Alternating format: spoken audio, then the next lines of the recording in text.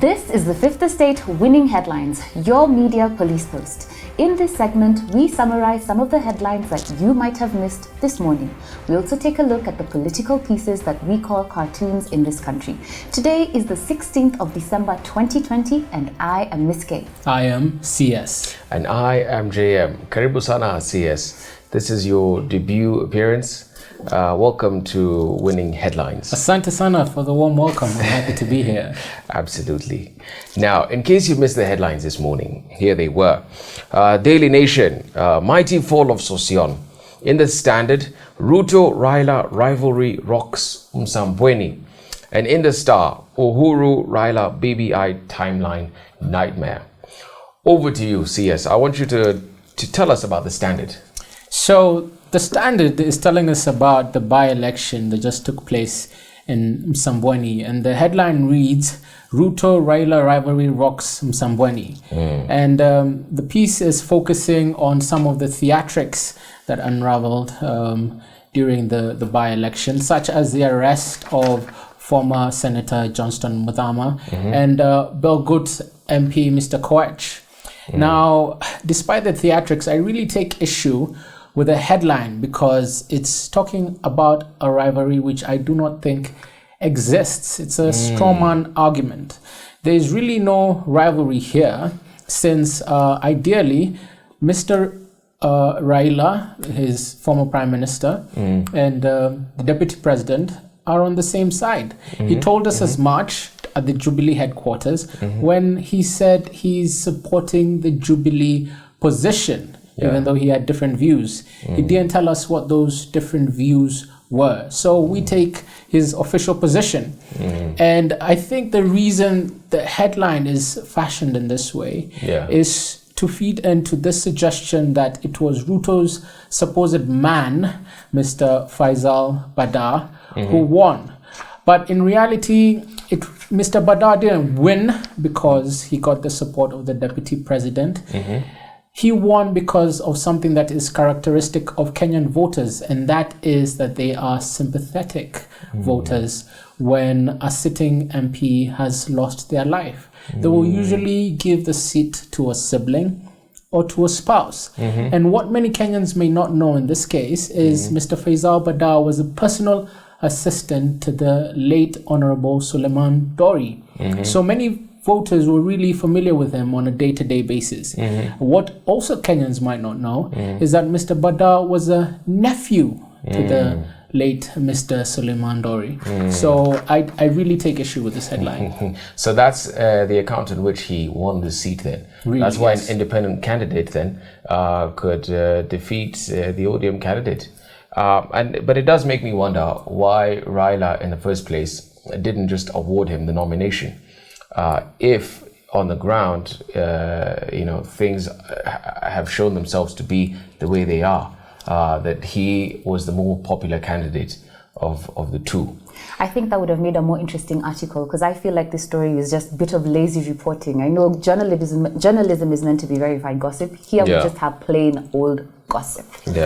A really good breakdown there, CS, of and a good debunking of the Tanga squad. On that account, I think we toss this headline. Completely. Yeah, and we've got a three-part criteria that we use to assess the headlines. Are they topical or speculative, repetitive or groundbreaking, and finally, thoughtful or just plain lazy? Shall we move on to the Daily Nation? Daily Nation, mighty fall of Sosion. I do like how the headline reads though. Talks about the internal rebellion that has been ongoing. I think we've had years of reporting on this between NAT and TSC. In fact, now it's internal because the Kenya National Union of Teachers Association, Secretary General Wilson Sosion faces internal rebellion. 90 of the 110 branch secretaries want him to be blocked from vying for elections next year. In fact, he has created an election calendar and said that there will be the election of branch secretaries from January next year, and that there will be national elections from in March of next year.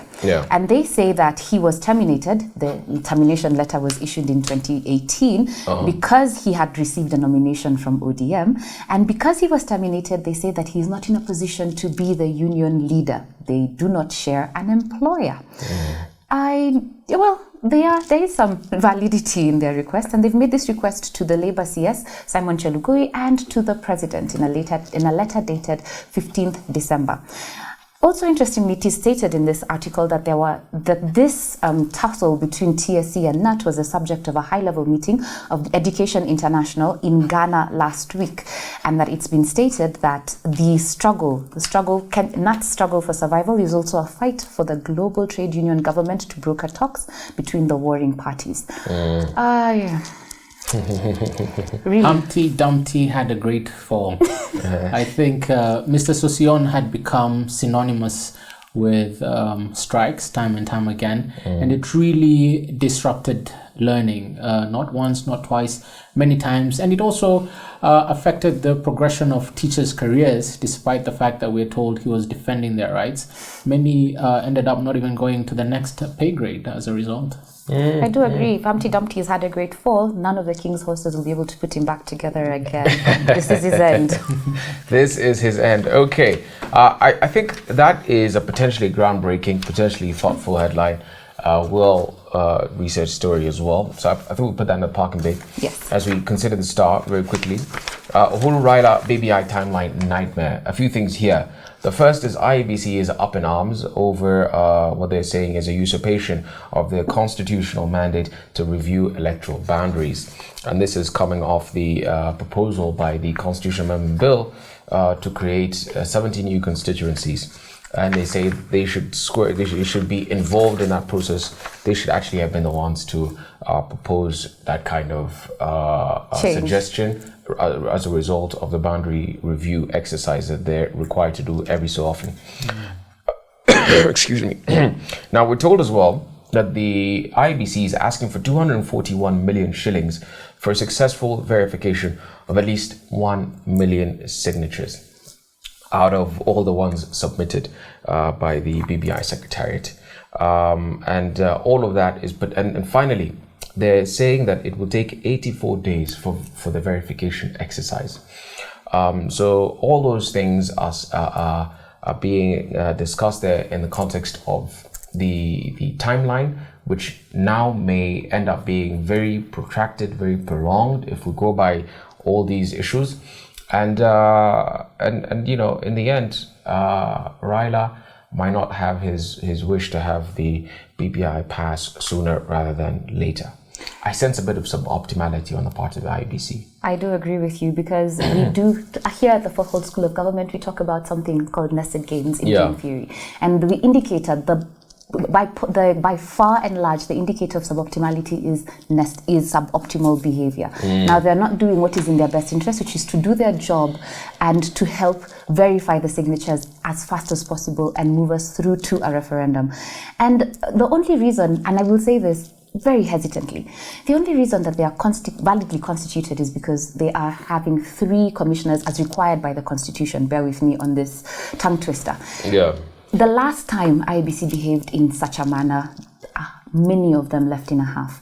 Are they trying to tell us something? Is there a commissioner that doesn't want to continue in his position? And if that happens, perhaps. I think Honorable Mr. Jeremiah Kioni, the head of the Constitutional Implementation Oversight Committee, shares that same thought, that the IEBC indeed does have the capacity to do this, and so it's in their best interest to do their job.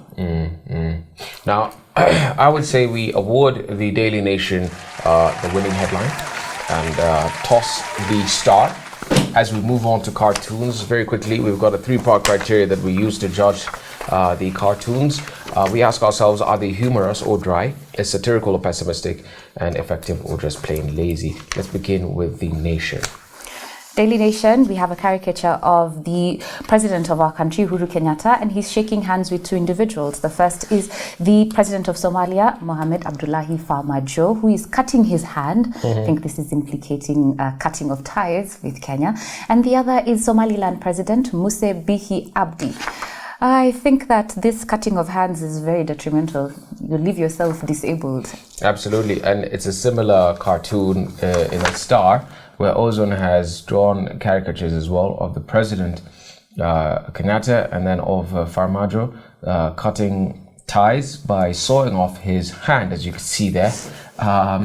and it says there's Somalia-Kenya diplomatic ties. And knowing Ozone, he also had to cut off the ties, the tie rather of Farmer Joe. You know, it's really literal, quite literal cutting there. Of the two, I think I prefer Ozone's interpretation to Ndula's. To Ndula's, but I still think concur. they are the same person. I mean, I concur. CS, you had something here you wanted to mention. Yeah, these cartoons, I think, are in light of the elections that are coming up in Somalia. And what President Farmajo is doing is creating the image of a strong man leading up to the elections, because nothing unites a nation more than the threat of dispute with another country. Yeah. So it's not personal, just business. Politics. And what do we have in the Standard? In the Standard, we have a caricature of President Museveni waking up in a cold sweat. He seems to be having nightmares of Kiadondo Eastern P, Bobby Wine, constantly chasing him in his dreams, and yet he's the one who's carrying the gun. And he says no matter how many bullets he uses, he can't seem to shake him off. But I think there's a misperception that Bobby Wine's current international stardom will translate into the status quo changing on the ground, but we all know quite often qua ground between different. Yeah. Okay. On that note, then, what do we toss? What do we keep here?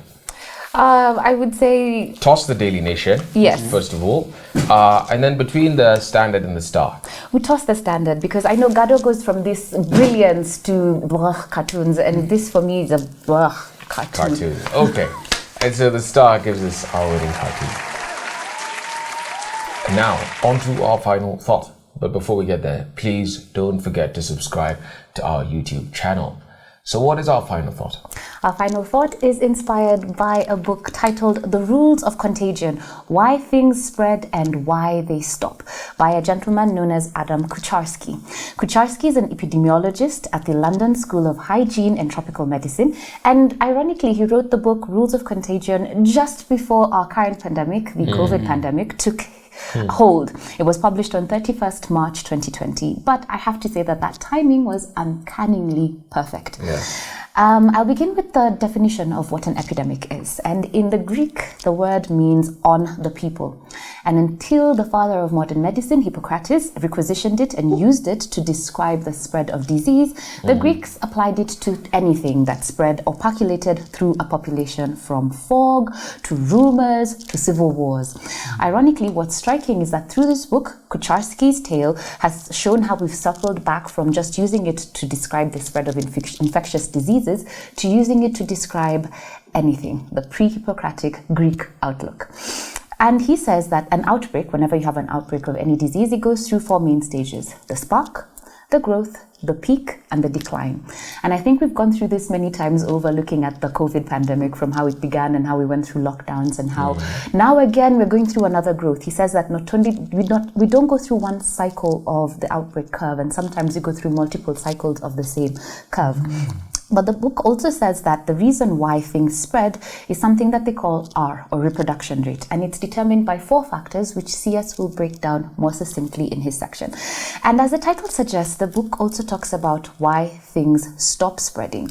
And he says, and I find this very interesting, that while the book is very readable, he also says that sometimes he draws on history to describe a matter. And he quotes a public health specialist that says that the 3 things required to stop a pandemic are an evidence base, so that's research, and doesn't have to be good data. Sometimes bad data or imperfect data can still tell us a story. And he also says that we also need a method of implementation, so a way that we can use to stop the pandemic. And finally, and also very interestingly, political will. If you do not have political will, then it doesn't matter whether you have a strong evidence base, you have a method in which you can stop it. If the politics doesn't work out, then you cannot stop it. All in all, the book is well written, and it is a very, very interesting read. I would recommend it, especially as it is very contextual and on the moment. Absolutely. It's quite an interesting read indeed, and it delves into a thorough investigation of the methods and models that have been used to study pandemics in an effort to contain them. And these are mostly mathematical models that have been used in the past. Now, what the book does is that introduces us to a Mr. George MacDonald, who was a malaria researcher in the same institution as the author of the book, the London School of Hygiene and Tropical Medicine, but in the 1950s. Now, what Mr. MacDonald did, I'm tempted to call him Old MacDonald, who had a lab, but not a farm, is that when he entered the scene, he proposed that this mathematical models can be refined, and he introduced real life data to refine some of these models, and it went on to inspire and inform the World Health Organization in their combat against malaria. And he had produced a textbook that was very informative. Now, in this textbook, he made a suggestion that was tucked away in the appendix. Now, a very thorough reader like ourselves went through the book and discovered this little nugget that was tucked away in the pandemic. It was a mathematician by the name of Mr. Klaus Dietz. And what Mr. Dietz did was that he picked up on the suggestion that researchers should investigate what would happen if a single infectious person arrived in the population. And the effect here is how many infections would therefore follow. And so he designed a model that would be centered around what he called the reproduction number that was mentioned by Ms. K earlier. And the reproduction number represented the number of new infections we would expect a typical infectious person to generate on average. Basically, how many people would expect an infectious person to pass the infection to.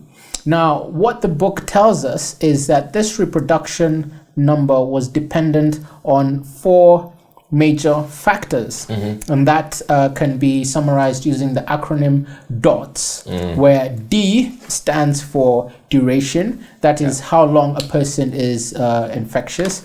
O stands for opportunities, which is the average number of opportunities a person has to spread the infection in each day. T is transmission probability, and this is basically the likelihood that even where there are opportunities, there will result in a transmission. And finally, S, susceptibility, which alludes to our ability to catch an infection. Now, this is very important because it has really informed modern research, and in applying this thinking, we can look at the COVID-19 pandemic. So for instance, we know that a person is generally infectious for 10 to 14 days. So that's the duration. And so that's why we're told to quarantine for 2 weeks to reduce the O, opportunities. But even where you don't know that you have the disease and there are opportunities for it to spread, you can mitigate the transmission probability by, for instance, wearing a mask or protective clothing. Finally, susceptibility can be dented by a vaccine. So all these observations are helping researchers calculate the critical number of people that would, for instance, be needed to be vaccinated in order to reduce the spread of disease or even eradicate it. Can I stop you there for a moment, CS? And I think I'll take you back to this mathematical formula that you've outlined called DOTS, duration, opportunities, transmission, and susceptibility. And I'll talk about how, I think I'm going to try and explain or ask you a question.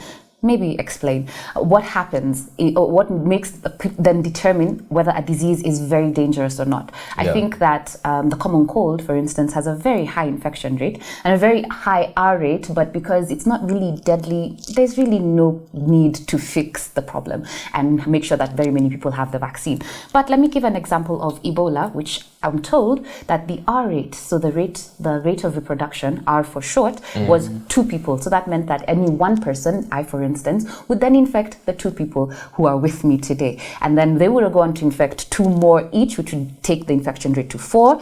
Those 4 would infect 8 more. Those 8 would infect 16 more. Those 16 would infect 32. And 64, you get the general the trajectory that I'm trying to give you. And the unfortunate thing with Ebola is that each of those people infected would then subsequently die. And so that would make Ebola a very high risk disease, and would work very hard to try and reduce the R rate. And when they want to reduce an R rate, they say that an R rate of less than 1 is what you're opting for. So less than 1 being 0. And anytime you have anything that's more than 1, then you have a bad position. And that they say that at the beginning, at the initial point when COVID was discovered in Wuhan, China, it was at 2.5, which made it highly infectious and very dangerous. That's why we increased all the other things. Let's reduce the number of time, the amount of time that you have to interact, the number of infections that you can get, and the susceptibility of the general population. Hence our drive to find a vaccine. Yeah. What a brilliant breakdown. And the vaccine should be here probably in like another 2-3 months. Or even less. I was reading in the paper yesterday. Let me speak a little bit about the rules of contagion outside of the field of medicine, and in particular, historically here, talk about the rules of contagion in the area of the financial world. So the author tells us that the phrase financial contagion emerged since around the mid-1990s. But it was during the 2008 financial crisis when this idea of financial contagion really became clear. And one of the many factors that led to the crisis was the gradual spread amongst traders of a thought virus, he says, known as the CDOs. These were known as the collateralized debt obligations. Now, CDOs were a bunch of loans, including mortgages, bundled together and sold off to investors. And investors in CDOs earned money by receiving a slice of people's loan repayments. And at the time, before 2008, CDOs were fairly low risk in principle. And the only danger would be at that time if a lot of people stopped paying back their mortgages and their loans. And at that time, before the financial crisis happened, most people didn't think that could happen. So these potentially low risk and high value CDOs grew in popularity, as you may recall. And we're told by the author that they spread through the psyche of the financial markets like a highly infectious virus. Now, unfortunately, that all came tumbling down. House prices had been steadily rising for years. And by 2008, many of those CDOs and mortgages that relied on old, outdated prices did not reflect reality. And so when prices adjusted upwards, mortgages were far less likely to be paid back. And that risk, was now multiplied throughout the entire system. And CDOs overnight became worthless. They collapsed, banks collapsed, an entire financial sector collapsed. And he says, finally, it should be noted that bubbles, be it the dot-com bubble of the late 1990s or the Netherlands tulip craze of the 1630s, they follow the same rules of contagion. These ideas are taken on very eagerly until things inevitably reach a breaking point to come crashing down. So my outbreak curve: spark, growth, peak, decline. Absolutely. That's it. Now, that's a brilliant way to put it all together.